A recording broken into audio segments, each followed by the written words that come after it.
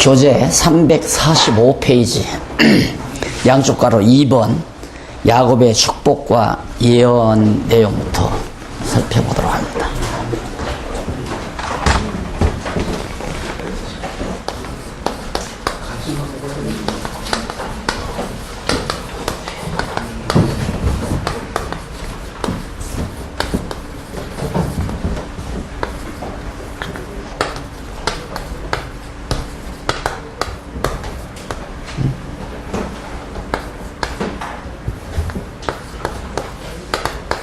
사 48장부터 49장 우선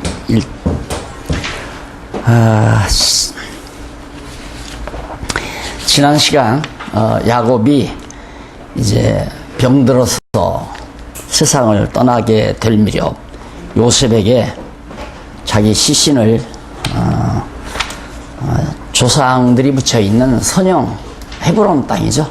가나안 땅 거기에 장사해 달라는 그런 부탁을 유언을 남기는 장면까지 지난 시간 말씀드린 것 같습니다. 오늘은 야곱이 이제 죽기 전에 12 아들들에게 일일이 축복하는 그런 장면이 나오죠. 목사님들 내용은 잘 아시니까 346페이지에 보면 48장 1절로 7절 사이에 야곱이 병이 들어 요셉과 그 두 아들에게 약속하는 내용입니다. 야곱이 병들었다는 소문을 듣고 요셉이 자기 아들 므낫세와 에브라임과 므낫세를 데리고 아버지 앞으로, 그러니까 야곱이 자기 아들들, 할아버지죠. 아들들에 비한 요셉은 물론 아버지지만 찾아갔습니다. 찾아가서 이제 문병을 하고 했을 때 아버지 요셉에게 이제 두 아들을 아버지 야곱에게 요셉이 자기 두 아들을 에브라임과 므낫세를 아버지 앞으로 이렇게 안내해 줍니다. 그래서 그 두 아들에게 야곱이 할아버지죠. 요셉의 두 아들에게 축복하는 그런 내용이 나오는데 1절로 4절에 보면 그 3장 346페이지 밑에서 10번째 줄 1절로 4절에 보면 이스라엘이 병들었다는 소식을 요셉이 듣고 그 아들과 함께 아이에게로 갔을 때 이스라엘이 요셉에게 유언과 같은 말을 하는 내용이 거기 이제 소개되죠. 그 유언과 같은 그 내용은 다른 것이 아니고 결국 자기가 이스라엘, 그러니까 야곱이 이삭의 그 아버지로부터 계승받았던 축복 내용을 그대로 자기 아들 요셉에게 해주는 내용입니다.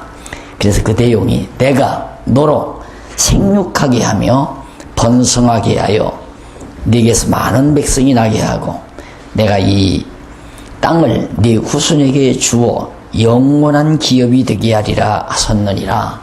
하나님께서 그처럼 자기에게 가나안 땅을 줄 뿐만 아니라 아들이 생육하고 번성하고 그리고 그 땅을 정복해서 그 땅의 후손에게 주어서 영원히 기업이 된다고 하나님께서 말씀했다. 이런 내용을 이스라엘이 요셉에게 전달을 하죠. 그러니까 아브라함은 이삭에게 했고 이삭은 야곱에게 했고 야곱 이스라엘은 요셉에게 지금 세 가지 언약을 전달을 하죠. 엄밀히 말하면 한 서너 가지 언약을. 그러면서 5절로 7절에 보면 제일 하단에 나와요. 이스라엘이 요셉에게 그의 두 아들을 자기 것으로 삼아 가나안의 기업을 주겠다며 그의 어미 라헬의 장지를 알려주는 그런 내용이에요. 요셉이 두 아들을 데리고 갔는데 이스라엘이, 그러니까 요셉의 아버지 야곱이 갑자기 야, 너 네가 낳은 두 아들 에브라임과 므낫세는 내 것이다. 그렇게 얘기를 해요.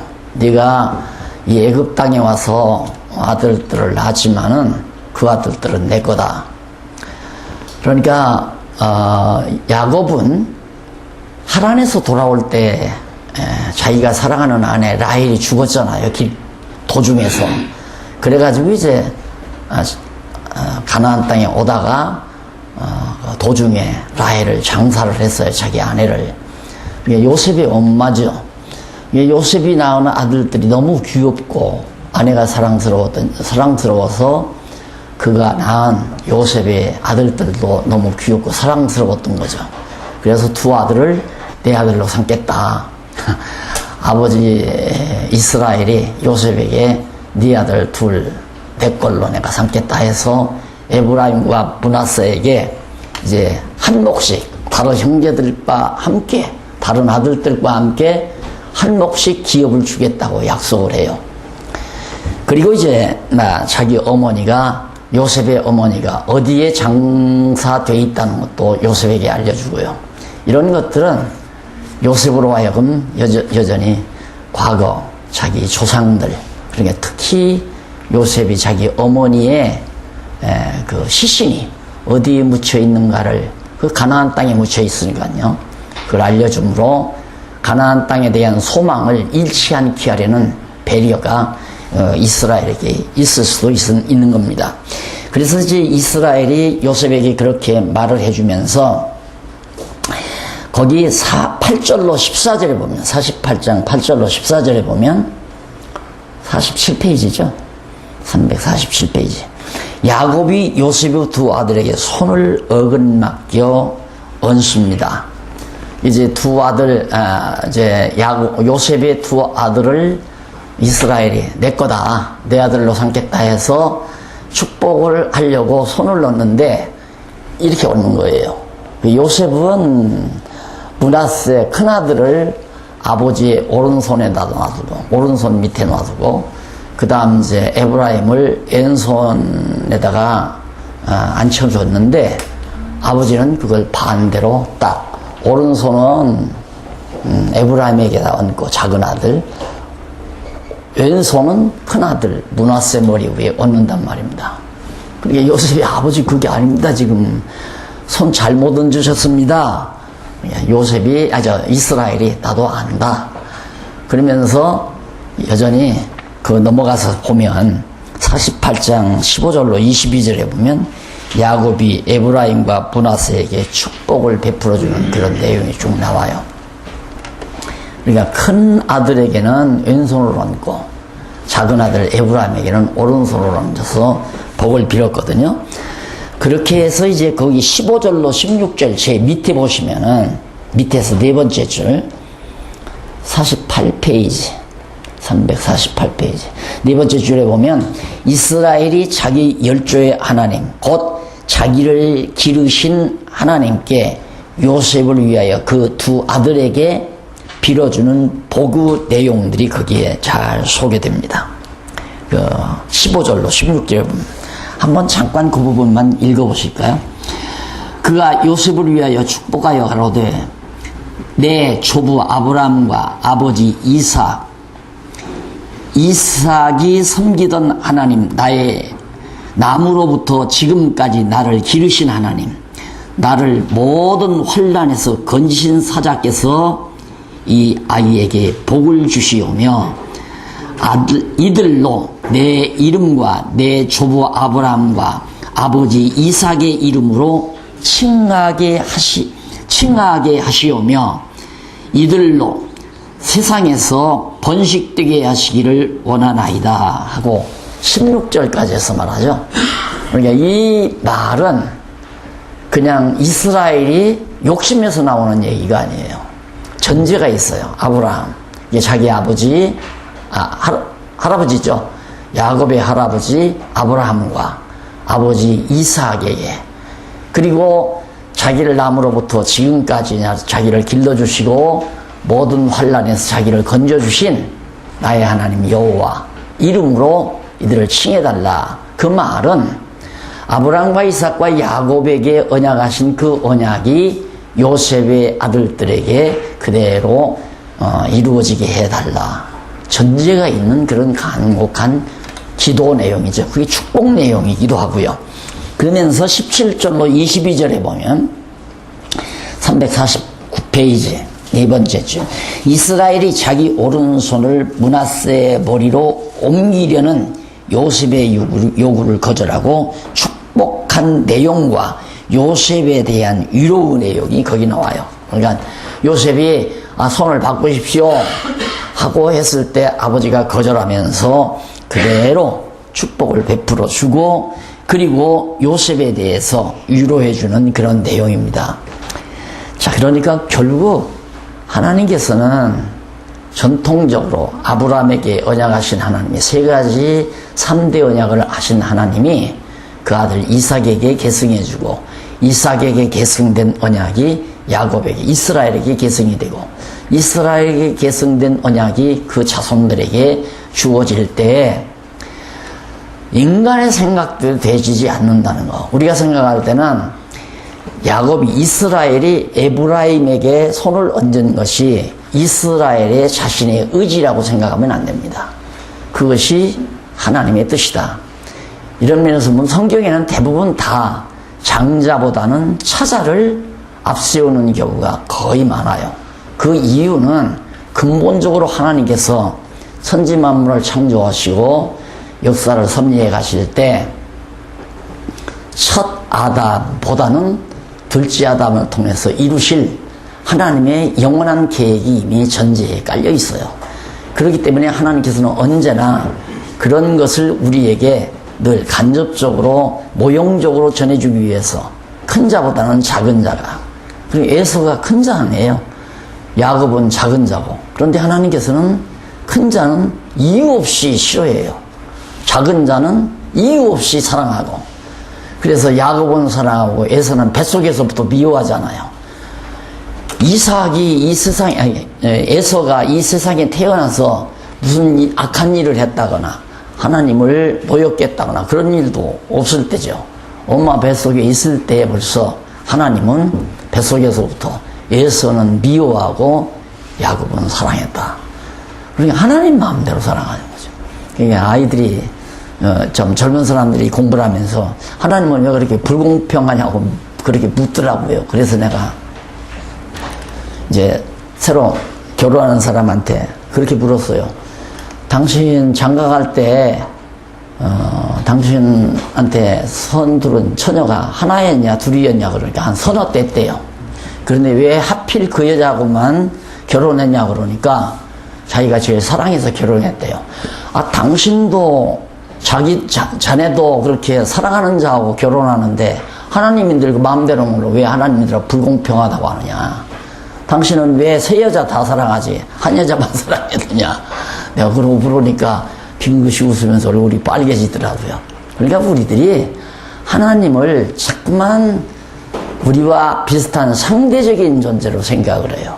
하나님은 절대자이시기 때문에 하나님이 결정 내리시는 것이 그것이 진실이고 옳은 길이에요. 하나님이 옳다고 하면 옳은 거고 하나님이 그러다고 하면 그런 거예요.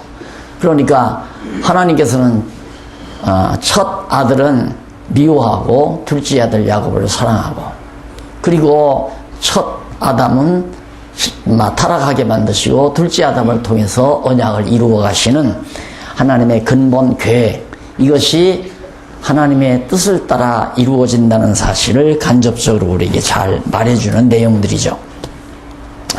그래서 이제 야고보 12 아들들에게 축복하는 내용이 그 뒤에 쭉 나와요. 이제 또 저 밑에 보면 349페이지 49장 1절로 28절까지 보면 긴 내용입니다. 상당히 긴 내용인데 12아들들에게 하나하나 축복을 해요.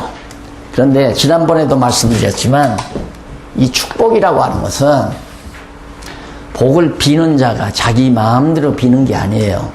하나님께서 이미 영원전 하나님이 작정하시죠. 만사를 다 작정하세요. 모든 일을 작정해 놓으시고 작정에 근거해서 언약을 하잖아요. 언약. 이 언약이 인류의 시조와의 언약. 그러니까 인류의 시조는 제1시조가 첫 아담이고 제2시조는 노아의 가족이란 말입니다. 그리고 이제 이스라엘 열조와의 언약, 인류의 시조와의 언약, 열조와의 언약을 해요. 열조와의 언약 가운데서 아브라함과 이삭과 야곱에게 언약 나오잖아요. 그 언약한 내용의 근거에서 축복을 한다. 이 과정을, 이 논리적 과정을 잘 살펴보시면 축복했기 때문에 복을 받았다. 복 받았다. 축복해서 복 받았다. 이건 다 알아요. 성경에 보니까 아브라함이 복을 비니까 복을 받더라. 이스라엘이 또 요셉에게 축복을 비니까 복을 받더라. 야곱이 이삭이 야곱에게 복을 비니까 또 복을 받고. 그러니까 축복하면 복을 받는다. 이래서 이제 죄송해요 목사님들. 근데 우리가 알기는 바르게 알아야 되잖아요. 목사에게는 축복권이 있다고 다 말하잖아요. 대부분 목사님들에게 축복권이 있다. 그게 저는 참 괴로웠어요. 너무너무 괴로웠어요. 제가 이제 교육전선을 할 때 목사님이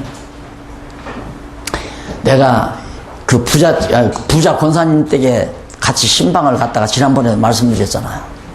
갔다가 나오면서 아마 섭섭했던가 봐요 좀.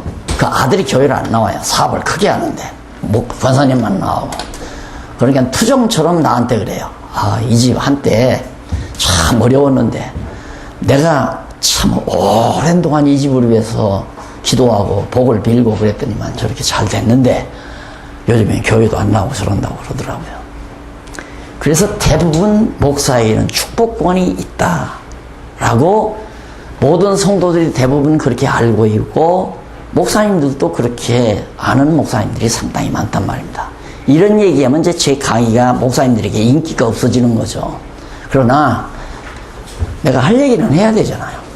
축복한다고 복 받는 게 아닙니다. 축복했기 때문에 복 받은 것이 아니라 가장 근원은 하나님이 복 주시기로 다 창세전 그리스도 안에서 다 작정해 놓으셨기 때문에 그 복을 주기로 언약하셨고 언약의 말씀을 목사님들이 가르치니까 그 말씀을 그대로 전달하니까 전달된 내용대로 신령한 복을 받아들이는 거죠. 그러니까 구약시대에는 이 현세적인 거 아니에요. 가나안 땅에다가 나라를 이루어서 자손이 번창해서 나라 이루고 잘 사는 그런 현세적인 복이 구약시대 복이란 말입니다. 이런 것들은 우리가 장차 신령한 복을 받아서 영원한 하나님 나라에 가서 정말 하나님 나라의 유업을 받아 살 신령한 복에 대한 하나의 모형이거든요. 그렇다면 오늘 우리에게는 진짜 신령한 복이란 말입니다. 물론 이 땅 위에 사는 동안도 자손의 복도 있고 또 재물의 복도 있고 다 오복이라고 있잖아요. 건강도 복이고 다 그리고 복이라고 할 수는 있습니다. 그러나 우리 예수를 믿는 성도들에게 확실하게 약속된 복은 신령한 복이에요. 그래서 에베소서에 보면 이미 우리에게 신령한 복이 약속됐다고 그랬죠. 그리스도 안에서 이미 신령한 복을 우리에게 복 주시되 그러면서 그 복 주신 것이 이미 영원전 하나님께서 작정해 놓으셨다. 신령한 복. 어디에서? 그리스도 안에서 신령한 복 주시기로 다 작정이 된 거예요. 작정된 것을 언약을 했잖아요. 그 언약이 첫 아담에게, 여기서 첫 아담에게 했지만은 장차 우리는 둘째 아담을 통해서 언약이 이루어졌잖아요. 그래서 그리스도 안에 있는 오늘 우리들은 바로 이미 신령한 복을 받은 거죠. 이제는 받은 복을 가서 하나님 나라 가서 누리면 되는 거예요. 아직 우리가 육체의 장막에 있기 때문에 신령한 복을 현실적으로 완벽하게 이룬 건 아니지만 오늘 우리가 그리스도의 지체가 돼서 오늘 이 땅 위에 산다고 하는 것은 이건 어느 누구나 아무나 누릴 수 있는 복이 아니잖아요. 아무나 교회 나오나요? 아무나 예수 믿는 게 아니잖아요.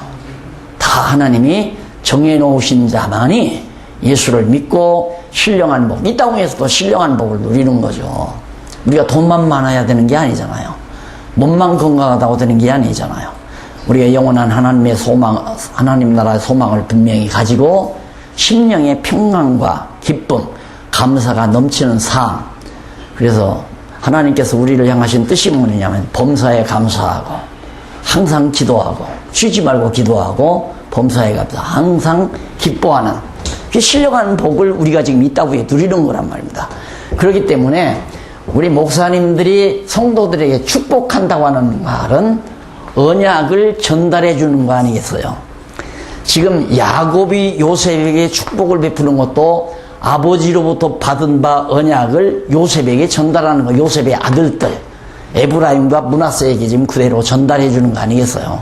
나도 내 아버지로부터 이삭으로부터 여차 아까 내가 읽어드렸죠. 그 복을 가나안 땅 들어가서 누리게 된다고 하는 것을 나도 다 그 복을 받았다. 그러니까 너희에게도 바로 그 복이 누려진다 그거죠. 그러니까 목사님들이 성도들에게 축복한다고 하는 것은 언약의 말씀, 즉 신구약 성경 말씀이죠. 언약의 말씀이라고 하는 것은 구약은 언약을 복을 주시겠다는 약속의 말씀이 구약이고 신약은 복을 주셨다는 말씀이 신약이고 그러니까 언약하신 복을 주었다는 것이 신약이고 구약은 복을 주겠다고 하는 것이 구약이고 그러니까 그 언약의 말씀을 성도들에게 잘 전달해 주는 것이 축복하는 것이다. 솔직히 나는 말하자면 만약에 내가 여기 조 목사님에게 나한테 안수도 안 받겠지만 내가 머리에 온 거 축복해 준다고 목사님 무슨 소리야 같이 늙어가면서 그러면서 안 받을 거예요. 만약에 받는다면 내가 조 목사님에게 딱 축복을 했는데 갑자기 전화가 왔는데 목사님 아파트 2채가 생겼습니다. 목사님이 축복하니까 갑자기 아파트가 2채가 생겼습니다. 우리 솔직히 얘기합시다. 만약에 그런 능력이 우리에게 있다면 나는 조 목사님에게 안 해요. 우리 딸들에게 해야지. 안 그래? 우리 딸들에게 해야지 왜 조 목사님에게 하느냐 이거요. 안 하죠. 그래서 우리 한국교회가 지금 멍들어가는 이유가 이런 문제들이 깔끔하게 논리적으로 신학적으로 딱 정리가 안 되니까 너무 과장을 했단 말이에요. 너무너무. 이 시간이 없어서 내가 이런 얘기 다 못하는데 우리 또 목사님 그러더라고요. 어느 목사님이 너무 목사님이 건성건성 해나가니까 책 보면 다 하는데 뭐로 공부하나 이게 답답한 거예요. 시간은 조금밖에 안 주면서 어느 성도가 막 울며 저한테 왔어요. 어찌 오셨느냐니까 소문 듣고 왔대요. 뭔 소문 들었느냐니까 우리 남편이 지금 부도 직전이에요. 그래요. 그래서요. 그랬더니 우리 목사님이 그러는데 부도나게 생겼다니까 당신 11조 제대로 했느냐고 그러더래. 얘기할 필요가 없는데 그죠? 네. 해야 돼요? 그 11조 부도나게 생겨서 못했다고 그러더래요. 못했다고 했대요. 자기가 부도나게 생겨서 어떻게 11조를 해요? 수입도 없지만은. 그러니까 목사님이 있다가 빚 얻어다가 내야 한다고.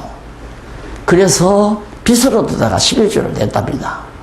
냈는데 그런데도 문제가 해결이 안 됐네요. 땅이 몇만 평짜리가 있는데 그것만 팔리면 깨끗이 다 해결이 되는데 아무리 기도를 해도 땅이 안 팔린대요. 그러니까 나중에는 목사님이 있다가 그 땅 팔리면 11조 하겠다는 약속을 하라고 그러더래요. 약속을 한다니까 그러면 약속금을 쓰라고 그러더래요. 그래서 그 몇만 평 되는 땅이 팔리면 11조를 하겠다고 약속금을 써놓고 기도해도 안 팔린다는 거예요. 바로 회사도 다 넘어가게 생겼는데 그럼 나한테 와서 울며불며 얘기를 하는데 왜 그러냐니까 어느 부류는데 당신 신앙상담 그 박용기 그때 대치동에 있었는데 대치동에 있는 박용기 목사를 찾아가라. 그래 내가 절대 그런 거 아니니까 억압당하지 마시고 하나님이 망하게 하면 망하는 겁니다. 하나님이 망하도록 정해놓으셔서 망하는 거고 다시 바닥을 쳤더라도 흥하게 하시면 흥하는 겁니다. 욕기 하시죠. 그러니까 내가 알고 있어요. 그대로 믿고 사세요. 그래서 이제부터는 하나님 땅 팔게 해달라고 기도하지 말고 하나님 망하고 흥하는 것이 여호와 하나님께 있습니다. 하나님이여 나를 붙드시고 흔들리지 않게 하시고 여호와 하나님 경외하는 마음 절대 변질되지 않도록 나를 붙잡아 주시옵소서. 여호와만 바라보고 기도하라. 그대로 안 나타나더라고요. 잘 해결됐는지. 자, 맞잖아요, 이게. 에? 딱 맞잖아요. 다 하나님이 작정해 놓으시고 망할 때 되면 망해요. 흥할 때 되면 흥하고, 병들 때 되면 병들고, 건강할 때 되면 다 건강하고, 정해 놓으신 뜻대로 된단 말입니다. 그렇게 할 것을 하나님이 이걸 근거로 해서 언약하신 걸, 언약한 걸 지금 이스라엘이 요셉에게 전달하는 거 아니에요. 그게 축복이에요. 그러니까 목사님들이 지금 공부를 열심히 지금 성경 공부를 하는 이유는 성도들에게 축복하기 위한 거 아니에요? 하나님 말씀 제대로 가리키는 것이 축복이라니까. 언약의 말씀을 말씀대로 보태가지고 안 된다 이 말이에요. 요셉에게 이미 정해진 복이 있는데 그걸 이스라엘 거기다 더 첨가해서 너는 앞으로 왕손이 내게서 계속 난다. 그런다고 해서 요셉에게 왕손 나는 게 아니에요. 하나님이 정해놓은 뜻대로 언약의 말씀대로 성경을 꼬박꼬박 성경대로 하나님의 말씀대로 언약의 말씀대로. 그러니까 성도님들 이제 오늘 바로 조금 가면 다 나오겠지만 이 12 아들들에게 일일이 복을 비르거든요. 이스라엘이 지금 12 아들에게 하나하나 불러가지고 복을 빌어요. 그게 언약, 하나님이 정하신 뜻을 바로 정하신 뜻을 그대로 야곱이 자손들에게 그대로 할 것을 언약하는 내용을 전달하는 거란 말입니다. 언약의 내용을 전달하는 거예요. 그런데 이 언약의 내용, 야곱이 지금 12 아들에게 전한 이것이 어디에서 이루어지느냐면 이제 복을 받아요. 그대로 복을 받는데 주로 사사기, 그 다음 여호수아, 죄송합니다. 여호수아가 먼저죠. 여호수아, 사사기, 여기에서 다 이루어져요. 이게 지금 여기가 창세기 아닙니까? 창세기 지금 49장이란 말입니다. 49장에서 이스라엘이 12 아들들에게 일일이 언약한 것, 축복한 거란 말입니다. 축복은 언약의 방법이고, 복을 주는 방법, 언약의 내용이 복이고, 그 다음 복을 주는 방법이 언약이라고 그랬죠. 그러니까 야곱이 12 아들에게 지금 언약을 하는 게 장차 되어질 일을 미리 약속하는 거란 말입니다. 그것이 바로 12 아들에게 주는 복이에요. 복이 여호수아 사사기에 다. 그러니까 여호수아 사사기 내용이 뭐냐? 야곱이 12 아들에게 복빈 내용이 이루어지는 내용이 주 핵심이다라고 여러분들이 인식하면 됩니다. 내가 왜 이걸 강조하느냐면 목사님들, 지금 자유주의 신학자들이 아주 우리 골치를 아프게 하는 게 자유주의 신학자들 아니야. 처음에 내가 말했듯이 문서설, 성경은 하나님의 말씀이 아니라 각종 문서들을 수집해 놓은 것이다. 이것이 지금 대중화됐단 말입니다. 지성인들은 다 그렇게 알고 있어요. 신학자들도 유명한 사람은 다 그렇게 알고 있어요. 서점에 가도 신학자들이 쓴 책이 거의 다 그런 사람들의 책은 막 타사처럼 쌓여 있어요.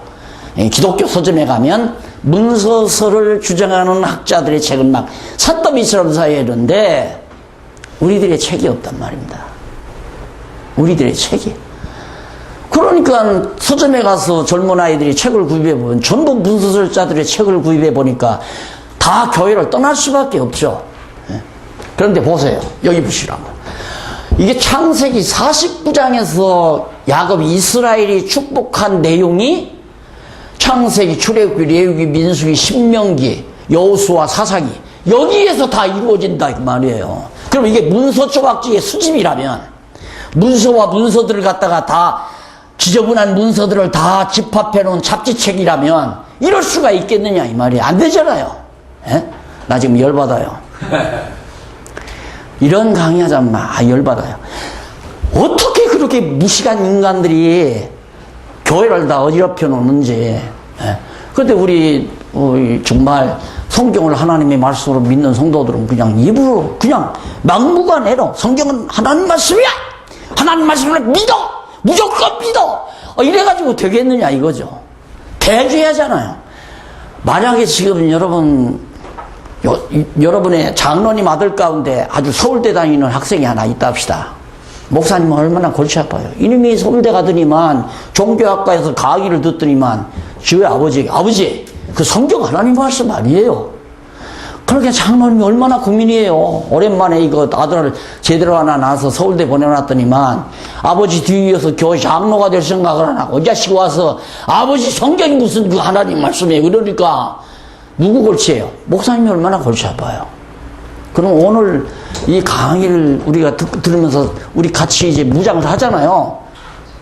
전원님, 그럼 당장 보내라. 나한테 보내라. 이거 한번 얘기해 줘보세요. 네가 머리가 제대로 돌아가는 것 같으면 이게 무슨 소리야, 임마? 예? 정신 차려, 이러봐. 이렇게 좀 당돌하게, 예? 우리 정말 진리를 지키고자 하는 목사님들이 성경에 철저하게. 아니, 어떻게 창세기 49장, 이 창세기는 모세의 기록이 아니라고 그래요, 또. 이 고약한 놈의 신학자들이. 모세의 기록이 아니다. 그리고는 뭐 출애굽기, 레위기, 민수기 그 이후에 막 그러는데, 그러면 이거 모세의 기록이 아니고 옛날 신화에서 온 거라면, 신화나 설화 속에서 구입해 놓은, 갖다 붙여놓은 창세기 49장 내용에서 이스라엘이 야곱이 12 아들들에게 축복한 내용이 어떻게 뒤에 여호수아 사사기에서 그대로 다 이루어지느냐, 이 말이에요. 말이나 되는 얘기예요, 그게.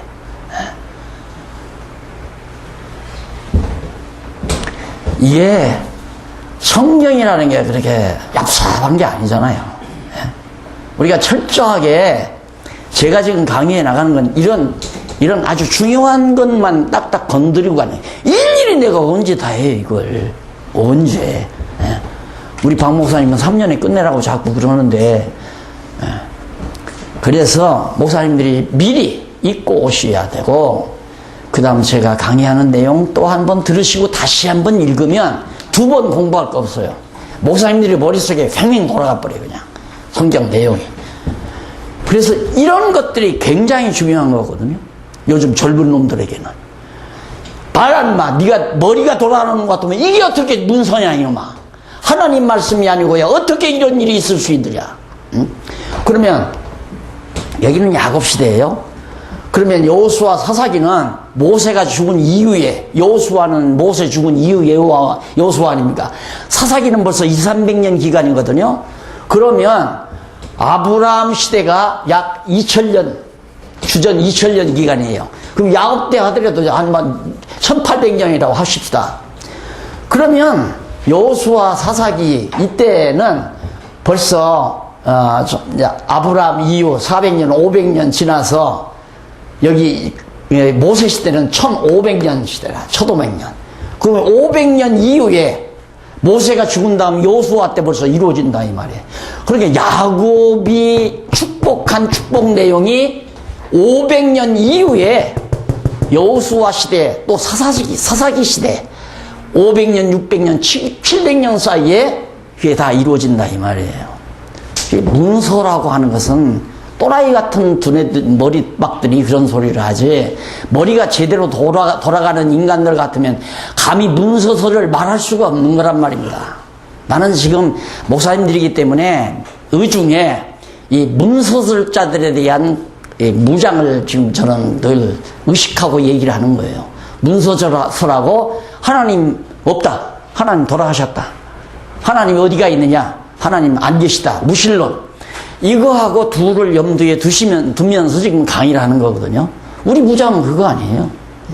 그래서 어디를 읽든지 어느 성경이든지 결국은 여호와 하나님 살아계시다, 여호와 하나님 살아계셔서 그분이 역사를 다 당신의 정하신 뜻대로 주관해 가신다, 이거에 대한 확신만 우리에게 성경에서 확인만 된다면 얼마든지 논리적으로 문서설자들을 방어할 수 있고 무신론주의자들을 방어할 수 있는 강력한 무장을 우리가 할 수 있다는 얘기죠.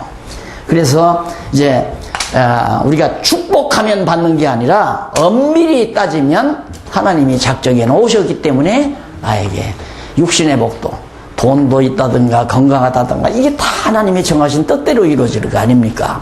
그러나 우리가 중점적으로 지금 말하고자 하는 것은 신령한 복, 그리스도 안에서 누리는 신령한 복.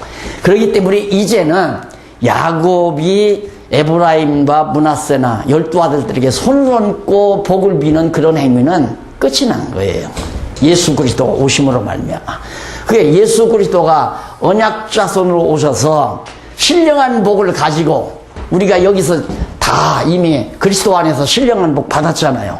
그러니까 우리가 다 목사님들이 하나님의 말씀을 통해서 그리스도 안으로만 인도해 놓으면 다 복 받은 자가 된 거예요.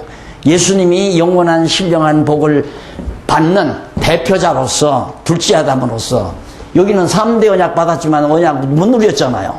예수님은 3대 언약을 다 누릴 수 있는 완전한 복의 완성자란 말입니다. 우리가 그 안에 들어가면 우리가 신령한 복 함께 받는 자가 되는 거죠.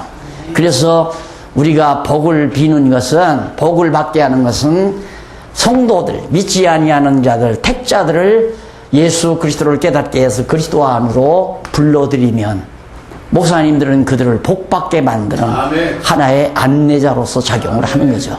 그래서 우리가 말씀을 말씀대로, 언약의 말씀을 말씀대로 전하는 것이 바로 성도들에게 축복하는 것이다. 손을 얹고 하는 게 아니라.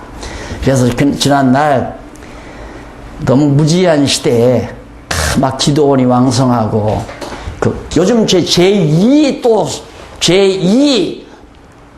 소위 신비주의가 또 태동하는 것 같아요. 왜 그러냐면 이제 새 세대가 났으니까. 이 신비주의에 대해서 경험한 건 우리들 아니에요. 저는 일찍 경험했어요. 20대 전후반에 경험했으니까. 그게 얼마나 사기성이 강한가를 아주 뼈저리게 느낀 사람이거든요. 그래서 교회사도 보면 꼭 하나님의 말씀이 빈약할 때마다 독버섯처럼 나타나는 게 그 신비주의 운동 아니에요. 그래서 이게 벌써 딱 한 번 신비주의 운동이 사라지면서 벌써 20, 30년 지나가니까 또 하나 살살 또 한쪽에서부터 바람 부는데 이제는 안 되죠. 옛날처럼 그렇게 무지한 시대가 아니니까 다 머리가 트인 사람들이기 때문에 어려울 겁니다. 그런데 우리가 정말 성경을 몰랐기 때문에 자꾸만 내가 복 받는다고 생각했고, 성도들도 내가 정말 훌륭한 부흥사에게 복 받으면 내가 복을 받을 거라고 그렇게 생각을 해서 한국교회가 한동안 왕성하는 것 같았지만 그러지 결국은 그것이 다 오늘날 모래 위에 지은 집이 돼버리는 결과가 와진 거죠. 그러면 이제 그 뒤에 내용을 보면 일일이 아들 하나하나에게 하나하나에게 비는 복들이 쭉 보면, 한번 351페이지 한번 보세요. 351페이지 제일 밑에서 두 번째 줄 보면 여호수아 9장 1절로 9절 나오죠. 그 다음 여호수아 21장도 나오고, 그러니까 그 5절로 7절이 야곱이 시므온과 레위에게 베푸는 얘기예요. 시므온과 레위에게 복을 비는 건데 그것이 여호수아 9장에서 1절로 9절, 여호수아 21장에서 이루어졌다는 근거를 대드리는 얘기입니다. 그 내용이 전부 다 그런 형식으로 다 이루어졌어요. 그러니까 목사님들이 그걸 한번 내용을 집에서 그쪽 내용을 확인해 보면, 아하, 이스라엘이 12아들들에게 베풀었던 복이 이때 가서 여호수아 때 안 그러면 사사기에서 이렇게 이루어졌구나. 언약이 이루어져야 여호와 하나님 아닙니까? 언약이 이루어졌다는 말은 여호와 하나님 살아계시다는 얘기거든요. 그러면 그게 첫 아담에게 베푼 3대 언약이 둘째 아담을 통해서 이루어져 가고 있다. 이루어졌고 이루어지고 있고 이루어진다 앞으로. 이런 사실을 자라나는 젊은 세대들에게 확인시켜주면, 야, 네가 볼 때 이렇게 언약에서 언약대로 이루시는 하나님이 살아계시냐 안 살아계시냐 그러면 그렇다면 살아계신 것 같네요. 살아계신 것 같은 게 뭐야 임마. 살아계셔 이놈아. 믿어. 이렇게 우리 지도자들이 강력하게 확고하게 젊은 세대들에게 팍팍 집어넣어 주어야 우리 다음 세대가 자라날 거 아닙니까? 다 죽어가잖아요 지금. 교회 젊은이들이 다 떠나버리고 교회는 점점 노쇠화 현상이 이루어지고 답답한 거죠. 그래서 나는 솔직히 이렇게 오늘 또 우리 김 장로님이 더 열심히 해요. 8시쯤 한 2, 30분에 출발해도 되는데 벌써 오늘은 지난번에도 5분 전에 와 계시더라고요. 그래서 아이고 미안해가지고 제가 한 7분 전에 나갔더니 벌써 또 딱 와 계세요. 8시 7분 전에. 이렇게 하는 이유가 뭐냐면 경동노예가 하나님이 붙드시는 노예인지 나도 모르잖아요. 그러나 현재로 봐서는 목사님들이 열심히 함께 시간을 해주기 때문에 경동노예를 통해서 한국교회 살리는 운동이 일어나게 하시려는 하나님의 섭리가 있는 줄 어떻게 아느냐. 내가 할 수 있는 데까지는 최선을 다해서 해보자. 이것이 우리 장모님에게도 작용하는 거고 나도 작용하는 겁니다. 다른 목적 하나도 없어요. 무슨 인기 얻으려는 것도 아니고 내 지식 자랑하려는 것도 아니고 한국교회 이거 쓰러져 가는데 하여튼 버팀목이 되줘야 되잖아요, 우리가. 그래서 하나님의 말씀으로 확고하게 우리가 무장하기 위해서는 제가 쓰는 책을 꼬박꼬박 자세하게 거기 근거 자료 하나하나 살펴보시면서 해가시면 너무도 좋으리라고 이렇게 생각을 합니다. 그 가운데서 352페이지 제일 상단에 보면 8절로 12절 나오죠. 야곱이 유다에 대하여 예언하는 내용입니다. 유다에 대해서. 그러면 여기 보면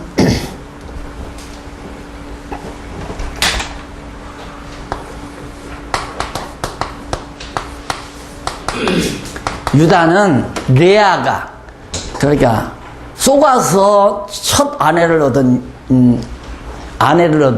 레아의 몸에서 4번째 아들로 태어났죠. 그러니까 별로 야곱은 못마땅한 사람이죠. 따지고 보면 자기가 사랑하지도 않는 여자에게 속아가지고 낳은 아들이니까 별로. 그래 요셉은 자기가 사랑하는 아내로부터 낳은 아들이기 때문에 요셉은 엄청 사랑했지만 근데 유다에게 복을 비는데 12아들 가운데 최고의 복을 줘요. 12아들들 가운데. 그런데 놀라운 것은 유다가 제일 못된 짓을 했어요. 유다가 다말, 자기 며느리를 봐가지고 베레스와 세라를 낳았잖아요. 그런 못된 짓도 했을 뿐만 아니라 유다가 요셉을 팔아먹는데 앞장서서 활동한 사람이에요. 유다가 요셉을 애굽으로 팔아 넘기는데 그런데도 하나님께서는 유다에게 가장 최고의 복을 주는데 그게 뭐냐면 실로가 오기까지. 실로라는 말은 평강함, 평강함 이런 뜻을 가지고 있습니다. 그러니까 아주 평안의 복음이 전달되어질 때까지 네게서는 왕의 홀이 떠나지 않는다. 이렇게 거기 내가 주석해 놓은 거 잘 읽어보시면 그런 의미로 나와 있습니다. 그래서 이 유다 지파에서 이제 왕이 계속해서 나올 것. 그래가지고 이제 다윗이 왕이 됐는데 다윗이 누구냐면 유다 지파에서 나오잖아요. 이제 지난번 결혼 공부할 때 우리가 배웠지만은 저기에서 어딥니까? 룻기에서 유다 지파가 나오는 거 우리 공부했잖아요. 거기에서 이제 유다 지파가 나와가지고 유다 지파에서 이제 다윗이 출생하는 거 룻기에서 그게 다윗이 이제 왕이 되죠. 그래가지고 예수님이 마태복음 1장 1절에 보면 아브라함과 여기 아브라함 안에 아브라함과 다윗의 자손 예수 그리스도의 세계라. 그러니까 다윗이 와서 이스라엘 왕이 됐는데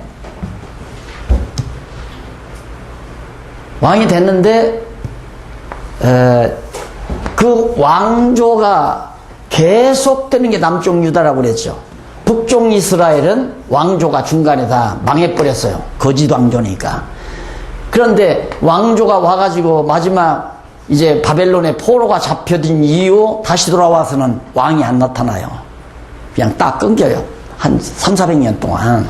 그런데 하나님께서는 다윗 왕조를 따라서 다윗의 아들로 이제 이 유대인의 왕으로 예수를 보냈지만은 유대인들이 예수를 십자가에 못 박아 죽여버려요. 왕으로 왔는데. 그러니까 다윗의 자손 유다 지파를 따라서 야곱이 언약한 대로 하나님의 작정하신 뜻에 따라 언약하신 말씀대로 야곱이 유다에게 복을 빈 왕가가 왕의 위가 떠나지 않는다는 그 약속대로 떠나지 않았는데 마지막 바벨론 포로에서 와가지고 성전도 회복되고 성곽도 회복되고 제사도 회복되는데 왕이 없어요. 이 당시에 거짓 왕이 나타납니다. 헬라 시대에 하스몬 왕가, 그건 다윗 왕가가 아니거든요. 헬라 시대에 이제 헬라 제국의 아청꾼들이 들어가서 하스몬 집안에서 왕을 따요. 거짓 왕이죠. 그 다음 로마 시대에는 또 거짓 왕가가 하나 있어요. 여기 헤로드 왕가예요. 헤롯이 이제 또 로마 제국에 가서 아첨해가지고 거짓, 그러니까 앞잡이 노릇 한 거죠. 앞잡이 노릇. 로마의 앞잡이 노릇, 헬라 제국의 앞잡이 노릇 하는 거짓 왕들이 이때 태어나고는 아는 왕이 없으니까 거짓 왕이라도 따라야 할 것 아니에요.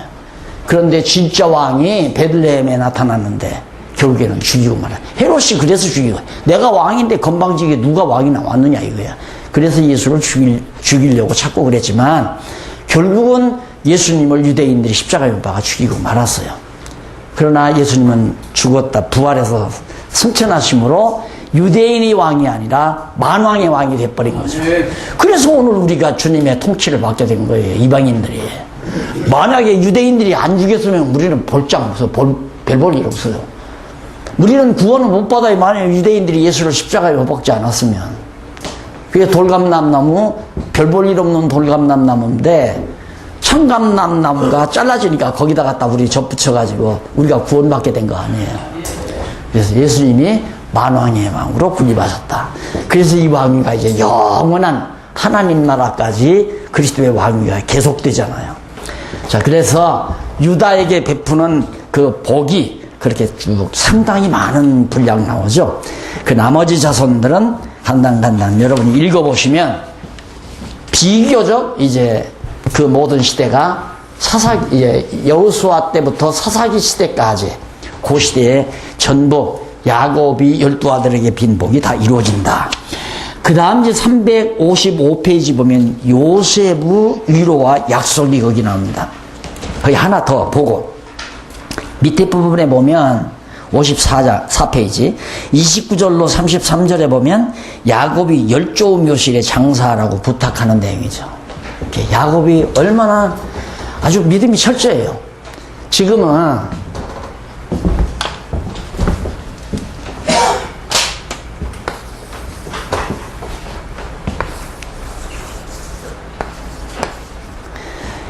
지금 여기가 가나안 땅 아니에요. 가나안 땅이 여기인데 여기 이제 시내산이고 여기가 애굽이란 말입니다. 그러면 요셉을 찾아서 이제 야곱이 애굽에 가서 늙어가지고 여기서 죽어요. 축복 다 해주고 이제 죽는데 마지막 남기는 말이 뭐냐면 나는 조상에게로 간다. 그러니까 아브라함과 이삭이 있는 그곳으로 자기는 간다. 그러니까 이미 하나님 나라로 가는 거죠. 그러나 내 시신은 어떻게 할 거냐. 내 시신은 여기다 묻지 말고 아브라함이 묻혀있고 자기 아버지 이삭이 묻혀있고 할머니가 묻혀있고 어머니가 묻혀있는 헤브론 땅에다 갔다. 일로로 가서 장사를 지내다오. 왜? 앞으로 너들 여기를 떠난다. 여기로 간다. 이 땅으로 간다 이거예요. 왜? 하나님께서 아브라함에게 여기 400년 종살이가 끝나면 일로로 간다고 약속했기 때문에 하나님께서 언약했기 때문에 반드시 너희들이 400년 지난 후에는 여기서 나와서 이리로 갈 것이다. 가게 된다. 그러니까 나를 여기다 묻어주지 말고 여기 묻어라. 야곱이 하나님의 언약의 말씀을 철저히 믿잖아요. 내 시신을 가나안 땅에 묻어달라고 하는 말은 하나님의 언약의 말씀을 믿고 있기 때문이에요. 할아버지 아브라함에게 언약했듯이 400년 끝나면 나와서 이 약속의 땅으로 다시 돌아와 이 땅을 점령하고 나라를 이룬다고 하신 여호와의 말씀을 야곱은 비록 나그네로서 애굽에서 지금 숨을 지지만은 내 뼈만은 내 시신만은 여기다 묻어다오. 그래서 여기 장례 국장을 치른 거 아니에요. 쫙 여기다 야곱. 요셉이 이제는 막 요셉 시대가 나와 있는 거죠. 요셉이 남아 있는데, 이거까지 마쳤어야 하는데, 조금 쉬었다가 이 부분 하고 출애굽기 넘어가도록 하십시다.